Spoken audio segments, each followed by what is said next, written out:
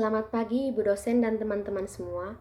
Terima kasih atas waktu dan kesempatan yang telah diberikan kepada kelompok kami. Kami dari kelompok 3 akan membahas materi tentang materialitas.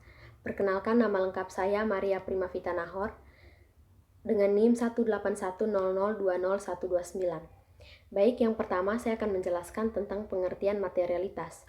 Materialitas merupakan dasar penerapan standar auditing, terutama standar pekerjaan lapangan dan standar pelaporan. Materialitas adalah besarnya nilai yang dihilangkan atau salah saji informasi akuntansi yang dilihat dari keadaan yang melingkupinya dapat mengakibatkan perubahan atas atau pengaruh terhadap pertimbangan orang yang meletakkan kepercayaan terhadap informasi tersebut karena adanya penghilangan atau salah saji itu. Hal ini mengharuskan auditor untuk mempertimbangkan keadaan yang berkaitan dengan entitas dan kebutuhan informasi pihak yang akan meletakkan kepercayaan atas laporan keuangan auditan. Yang kedua, saya akan menjelaskan tentang pengukuran materialitas. Pentingnya pengukuran materialitas dalam pengauditan laporan keuangan. Dalam laporan audit atas laporan keuangan, auditor tidak dapat memberikan jaminan bagi klien atau pemakai laporan keuangan yang lain bahwa laporan keuangan auditan adalah akurat. Hal ini dikarenakan memerlukan waktu dan biaya yang jauh melebihi manfaat yang dihasilkan. Audit atas laporan keuangan, auditor memberikan keyakinan sebagai berikut. Yang pertama, bahwa jumlah-jumlah yang disajikan dalam laporan keuangan beserta pengungkapannya telah dicatat, diringkas, digolongkan, dan dikompilasi.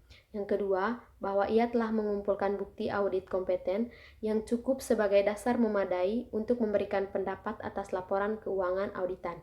Yang ketiga, dalam bentuk pendapat atau memberikan informasi sebagai keseluruhan disajikan secara wajar. Yang berikut, ada dua konsep yang melandasi keyakinan yang diberikan oleh auditor. Yang pertama, konsep materialitas, di mana menunjukkan seberapa besar salah saji yang dapat diterima oleh auditor agar pemakai laporan keuangan tidak terpengaruh oleh saji tersebut. Yang kedua, konsep risiko audit, di mana menunjukkan tingkat risiko kegagalan auditor untuk mengubah pendapatnya atas laporan keuangan yang sebenarnya berisi salah saji material. Yang berikut saya akan menjelaskan tentang pengukuran materialitas tahap perencanaan pengauditan dan tahap kesimpulan pengauditan. Auditor melakukan pertimbangan awal tentang tingkat materialitas dalam perencanaan auditnya yang disebut materialitas perencanaan. Mungkin dapat berbeda dengan tingkat materialitas yang digunakan pada saat pengambilan kesimpulan audit dan dalam mengevaluasi temuan audit karena yang pertama, keadaan yang melingkupi berubah, dan yang kedua, informasi tambahan tentang klien dapat diperoleh selama berlangsungnya audit.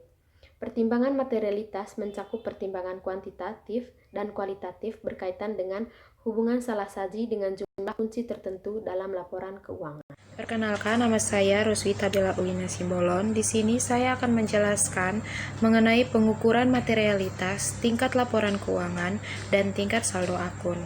Yang pertama, materialitas pada tingkat laporan keuangan. Auditor menggunakan dua cara dalam menerapkan materialitas.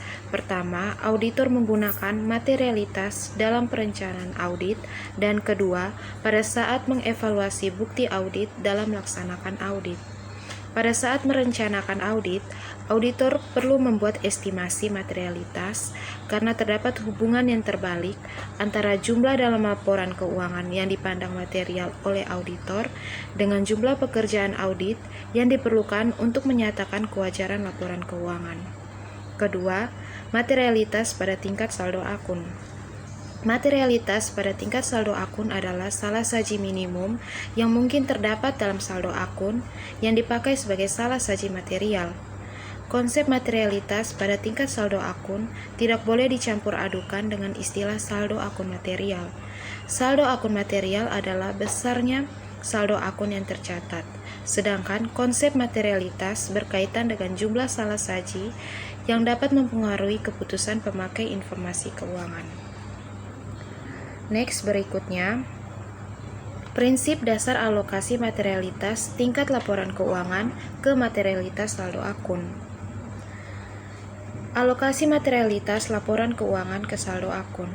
Dalam melakukan alokasi, auditor harus mempertimbangkan kemungkinan terjadinya salah saji dalam akun tertentu dengan biaya yang harus dikeluarkan untuk memverifikasi akun tersebut. Bila pertimbangan awal auditor tentang materialitas laporan keuangan dikuantifikasikan, penaksiran awal tentang materialitas untuk setiap akun dapat diperoleh dengan mengalokasi material laporan keuangan ke akun secara individual. Dalam melakukan alokasi, auditor harus mempertimbangkan kemungkinan terjadinya salah saji dalam akun tertentu dengan biaya yang harus dikeluarkan untuk memverifikasi akun tersebut. Baik, perkenalkan, nama saya Clementina Yoyasinta Jenny dengan NIM 18100201554. Berikutnya saya akan menjelaskan materi tentang pengukuran materialitas secara kuantitatif dan secara kualitatif. Pertimbangan materialitas meliputi pertimbangan kualitatif dan pertimbangan kuantitatif. Contoh gambaran mengenai beberapa pedoman pengukuran kuantitatif yang digunakan dalam praktik audit yaitu: yang pertama, laporan keuangan dipandang mengandung salah saji material jika terdapat salah saji 5% sampai 10% dari laba sebelum pajak. Yang kedua, laporan keuangan dipandang mengandung salah saji material jika terdapat salah saji 0,5% sampai 1% dari total aktiva. Yang ketiga, laporan keuangan dipandang mengandung salah saji material jika terdapat salah saji 1% dari pasifa. Dan yang keempat, yaitu yang terakhir, laporan keuangan dipandang mengandung salah saji material jika terdapat salah saji 0,5 sampai 1% dari pandangan bruto. Berikutnya, performance materiality. Pengukuran materialitas secara kuantitatif adalah pertimbangan materialitas yang menggunakan ukuran kuantitatif tertentu seperti nilai uang, jumlah waktu, frekuensi, maupun jumlah unit. Materialitas secara kualitatif adalah pertimbangan materialitas yang menggunakan ukuran kualitatif yang lebih pada pertimbangan profesional.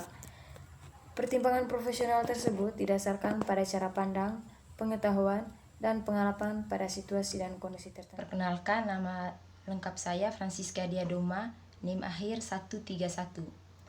Materi berikutnya tentang hubungan antara materialitas, risiko audit, dan bukti audit. Yang pertama, hubungan antara materialitas dengan bukti audit. Materialitas merupakan satu di antara berbagai faktor yang mempengaruhi pertimbangan auditor tentang kecukupan atau kuantitas bukti audit. Dalam membuat generalisasi hubungan antara materialitas dengan bukti audit, perbedaan istilah materialitas dan saldo akun material harus tetap diperhatikan. Semakin rendah tingkat materialitas, maka semakin besar jumlah bukti yang diperlukan. Yang kedua, risiko audit. Risiko audit adalah risiko yang terjadi dalam hal auditor tanpa disadari tidak memodifikasi pendapatnya sebagaimana mestinya atas suatu laporan keuangan yang mengandung salah saji material. Yang ketiga, risiko audit pada tingkat laporan keuangan dan tingkat saldo akhir. Risiko audit seperti materialitas dibagi menjadi dua bagian. Yang pertama, risiko audit keseluruhan yang berkaitan dengan laporan keuangan sebagai keseluruhan. Yang kedua, risiko audit individual yang berkaitan dengan setiap saldo akun individual yang dicantumkan dalam laporan keuangan. Yang keempat, unsur risiko audit. Terdapat 3 unsur yang terdapat dalam risiko audit. Yang pertama, risiko bawaan. Risiko bawaan itu merupakan kerentanan suatu saldo akun atau golongan transaksi terhadap suatu salah saji material dengan asumsi bahwa tidak terdapat kebijakan dan prosedur pengendalian intern yang terkait. Yang kedua, risiko pengendalian. Jadi risiko pengendalian merupakan risiko terjadinya salah saji material dalam suatu asersi yang tidak dapat dicegah atau dideteksi secara tepat waktu oleh pengendalian intern entitas. Yang ketiga, risiko deteksi. Risiko deteksi adalah risiko sebagai akibat auditor tidak dapat mendeteksi salah saji material yang terdapat dalam suatu asersi. Yang kelima, penggunaan informasi risiko audit. Taksiran risiko audit pada tahap perencanaan audit dapat digunakan oleh auditor untuk menetapkan jumlah bukti audit yang akan diperiksa untuk membuktikan kewajiban penyajian saldo akun tertentu. Yang keenam, hubungan antar unsur risiko. Risiko bawaan dan risiko pengendalian berbeda dengan risiko deteksi. Kedua, risiko yang disebut terdahulu terlepas dari dilakukan atau tidaknya audit atas laporan keuangan. Nah, sedangkan risiko deteksi berhubungan dengan prosedur audit dan dapat diubah oleh keputusan auditor itu sendiri. Yang ketujuh, hubungan antara materialitas, risiko audit, dan bukti audit.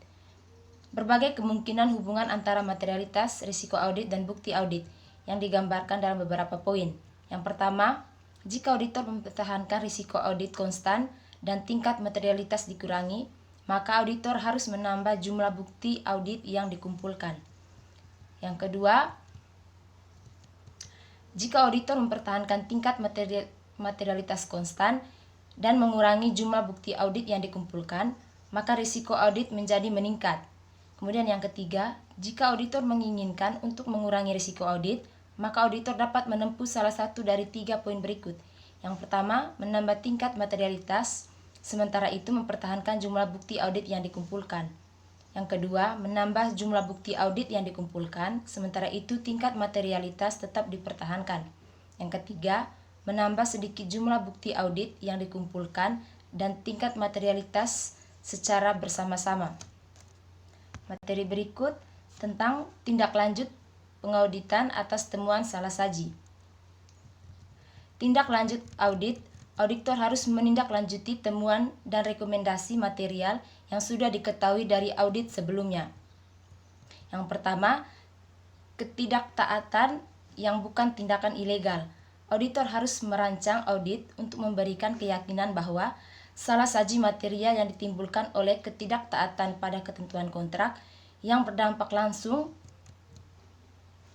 dan material terhadap tertentu yang menarik perhatian auditor yang memberikan bukti adanya kemungkinan ketidaktaatan yang akan mempunyai dampak material tidak langsung, maka auditor harus menerapkan prosedur audit yang secara khusus diarahkan untuk memastikan apakah ketidaktaatan itu sudah terjadi. Yang kedua, pendokumentasian penilaian risiko pengendalian untuk asersi-asersi yang secara signifikan tergantung pada sistem informasi terkomputerisasi. Dalam merencanakan audit, seorang auditor harus mendokumentasikan dalam kertas kerja, yaitu dengan dasar untuk melihat risiko pengendalian pada tingkat maksimum atas asersi-asersi yang berhubungan dengan saldo akun, kelas transaksi, dan komponen pengungkapan yang material dalam laporan keuangan jika asersi tersebut secara signifikan tergantung pada sistem informasi yang terkomputerisasi, dan pertimbangan bahwa prosedur audit yang direncanakan telah dirancang untuk mencapai tujuan audit serta untuk memperkecil risiko audit hingga ke tingkat yang dapat diterima.